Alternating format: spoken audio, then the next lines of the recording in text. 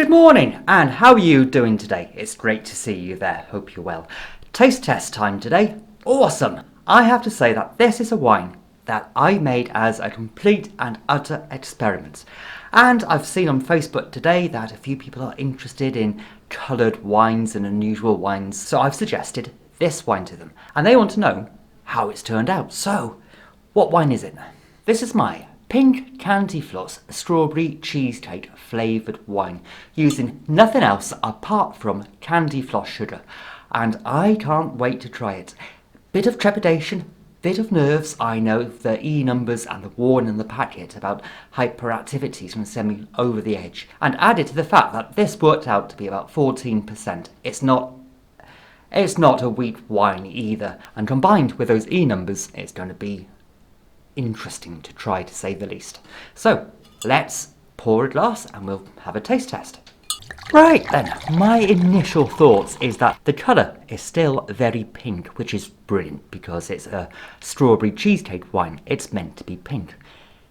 The colour has toned down a bit since I added it. It was a bright, vibrant red initially, but it's lost some of the colour, but it's still a lovely pink. I think if I had made a bright blue, neon blue type of sugar, that would look fantastic in the glass for something like Halloween.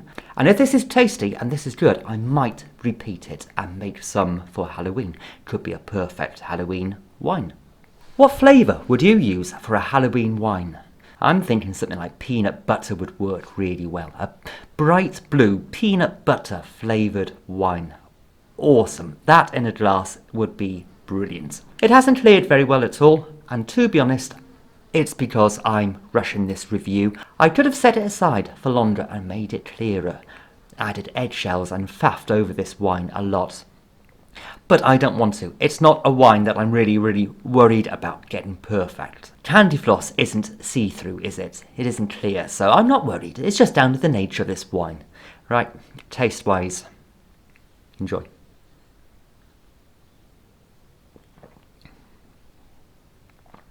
That is badly good. Goodly bad.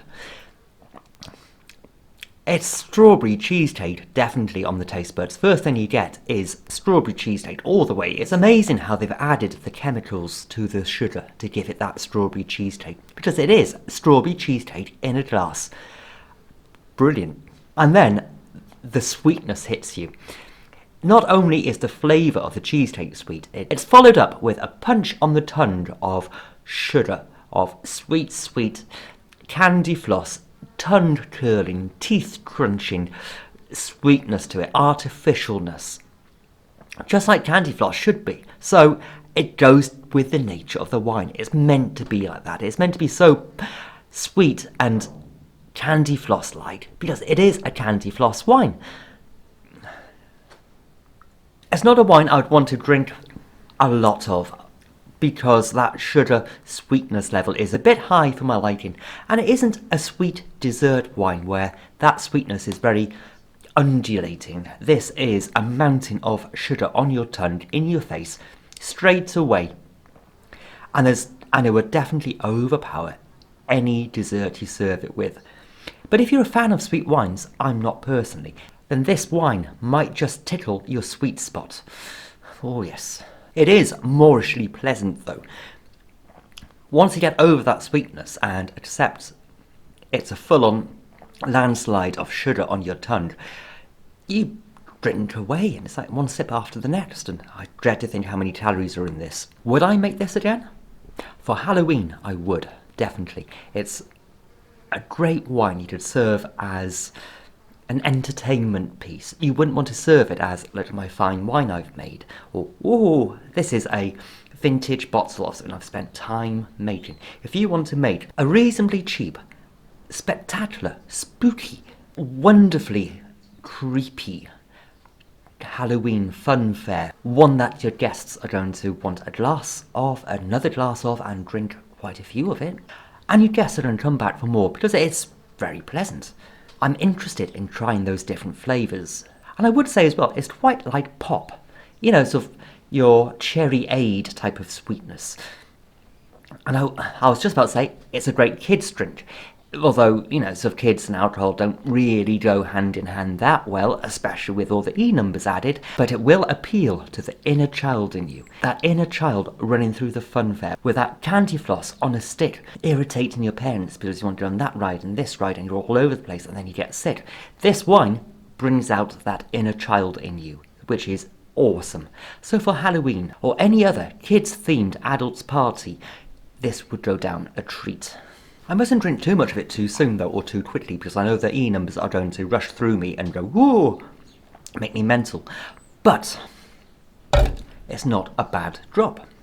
It is only so good in its badness level.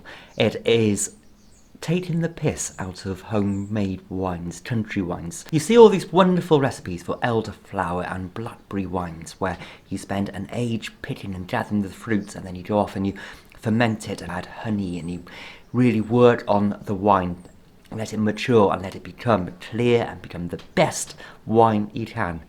And then you make something like this, which is just pure E numbers, pure chemicals, pure strawberry cheesecake candy floss wine in a glass, and it brings out the inner child in you and you like it because it's so bad you shouldn't like it, but you do.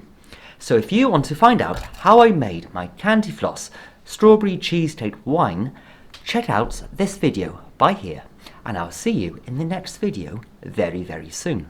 You have fun now.